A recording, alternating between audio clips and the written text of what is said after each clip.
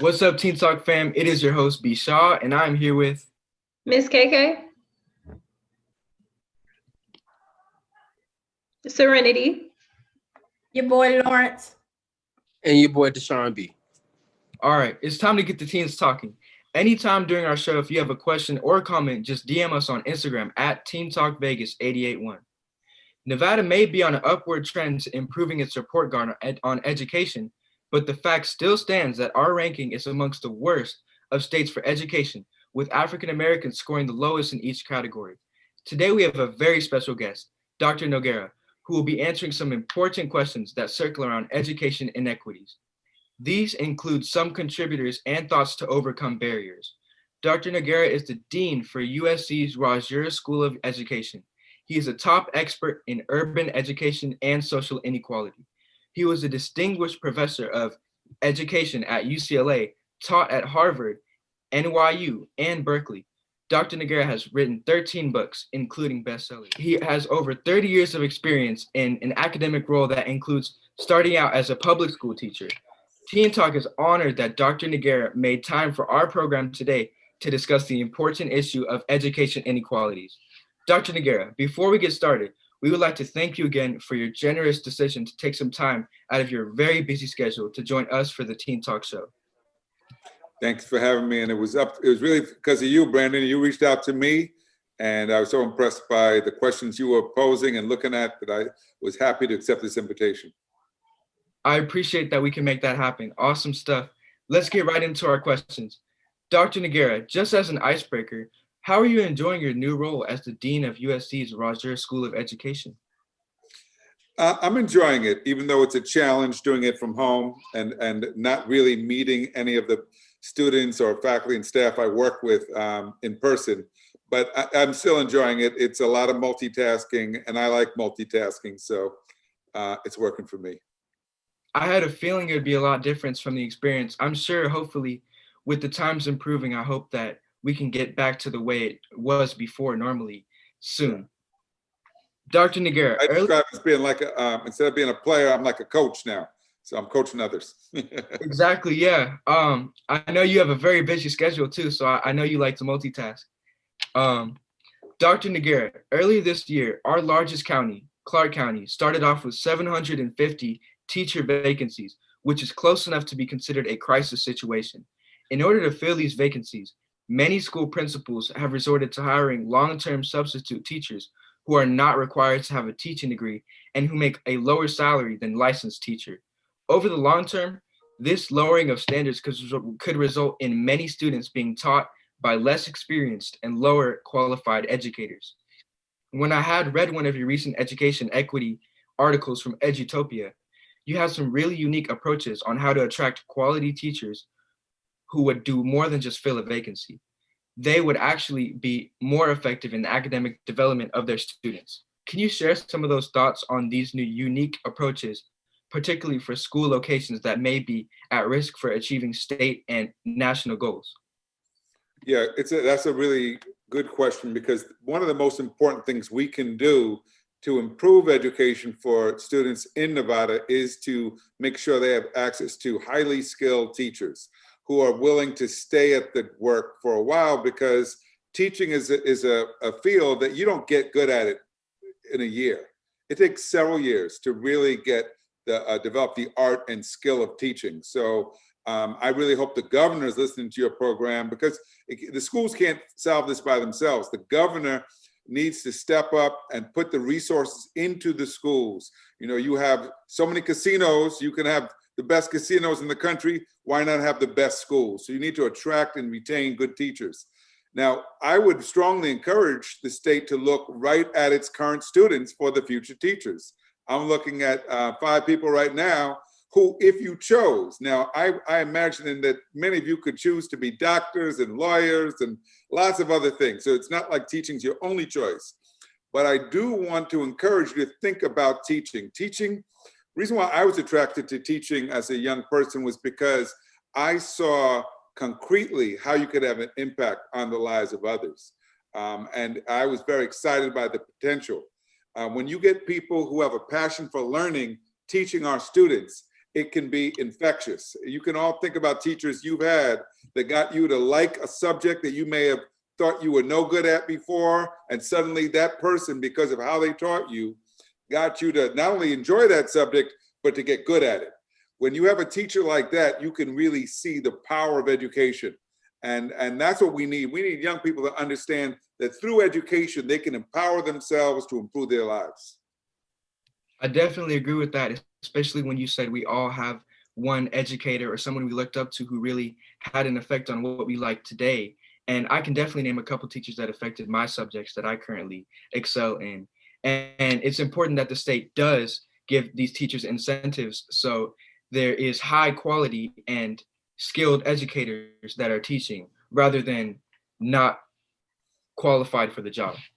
Even though Nevada's education report card ranks the bottom of the country, we are, however, improving at a motivating rate, with increases in 2018 and 19 for overall graduations and a respective increase in rates for all races and ethnicities.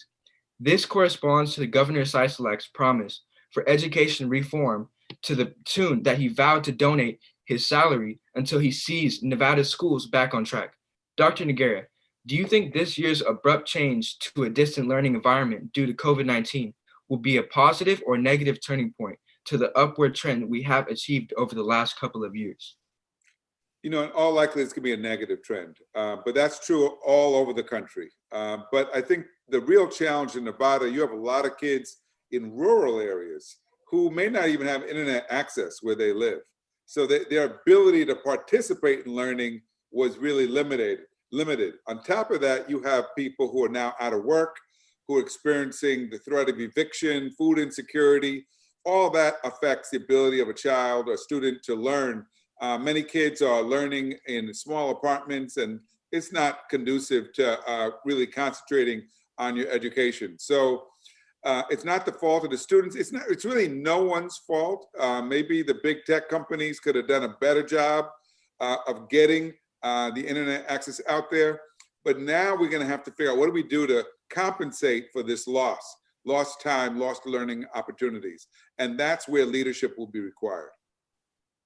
I definitely agree with that. And the at-home experience is just not the same as in person, and it may have a drastic negative effect because when you're at home, there's so many distractions. There could be cell phones, your family members being too loud, or like you said, terrible Wi-Fi. And I personally have had moments where I couldn't even hear my teachers because the Wi-Fi was so terrible.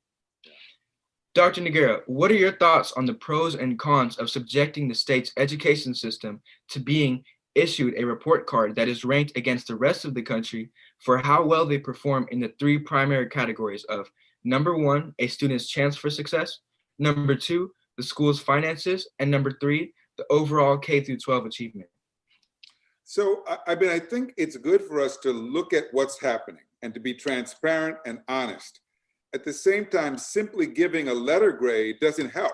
If we say Nevada is failing, well, then the country has to do something about it to help Nevada.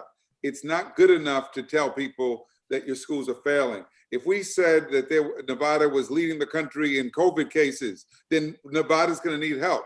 So I would say that this might not be an issue that Nevada by itself can solve.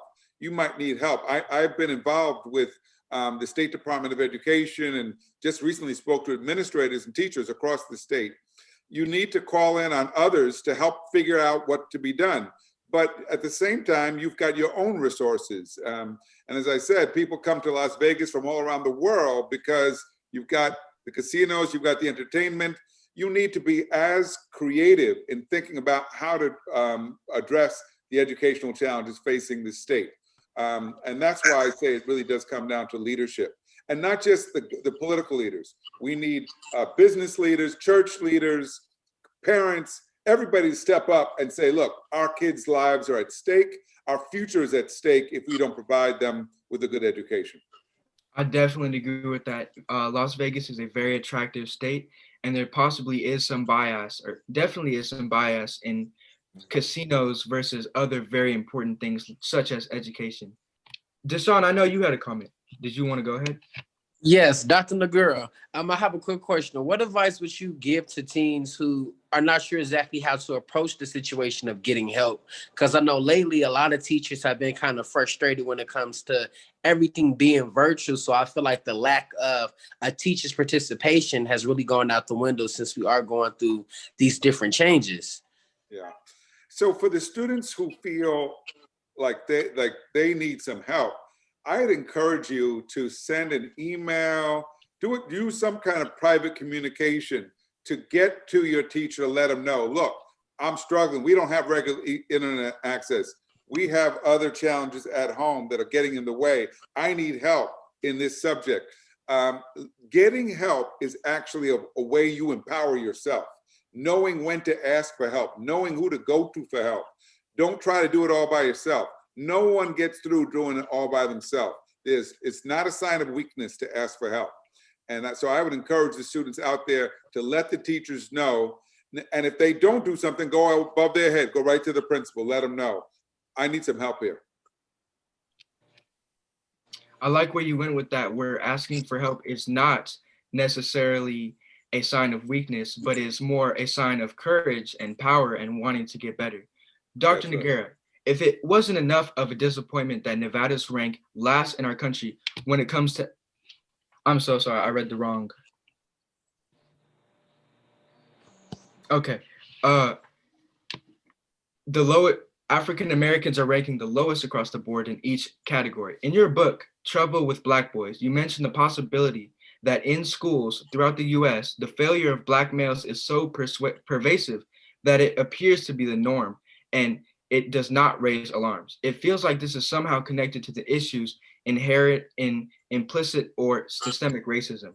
With our country's heightened awareness of these types of social injustices, especially this year, what advice would you give to the new movement of individuals who are actually interested in becoming change makers from the inside and outside of our education system? So good question. And this is not unique to Nevada. Across the country, we're seeing Black children, but we're also seeing Native American children, in many cases Hispanic children, in many cases poor white children who are not flourishing, not doing well in school. Too often what we do is we blame the children or their families. And what I would say is let's take a different approach. Right on this call today, we have 5 students who are doing well. I'm assuming you all are doing well. That's why you're doing this show, right? If I were an educator, I would want to know more about you. Where are you? What explains your success? How come you're doing so well? Where are you getting support from? What motivates you? Because rather than simply focusing on those who are struggling, we need to focus on those who are achieving so we could do more of what works for them for the ones who need help. Sometimes, I'll give you the example. When I'm a gardener and I like to grow food in my gardens. And I got all kinds of stuff. I got peppers, I got beans, I got tomatoes, but my cantaloupe didn't grow. When my cantaloupe didn't grow, I didn't blame the cantaloupe. I went out and I asked other gardeners, what are you doing? And they told me, the cantaloupe needs a whole lot more water. I got plenty of sun, but it needs more water. Same thing is true in education. When we see kids who are not thriving, who are not learning, we have to ask ourselves, what do those kids need? Maybe there's something that's missing that we need. They might need mentorship. They might need somebody who is more patient to work with them. They need something that's missing, right? Because learning comes natural for all human beings. And when it's not occurring, we don't blame the child. We say, what's wrong with the supports we put in place for that child? I definitely agree with that. And I feel like in way too many situations, the person who is not performing at the best that they can is blamed, and that is not the case. You need to figure out what they need. Ms. KK, I know you had a question. Yeah, I had a question because I love this topic, and for me, I've been dealing closely with children who have to K through 12 who are working remotely, and I have like 2 separate questions, but for me, I work with this one little boy, CJ. He's in like 3rd grade, super good at math, and for the first time he had a question, he was confused.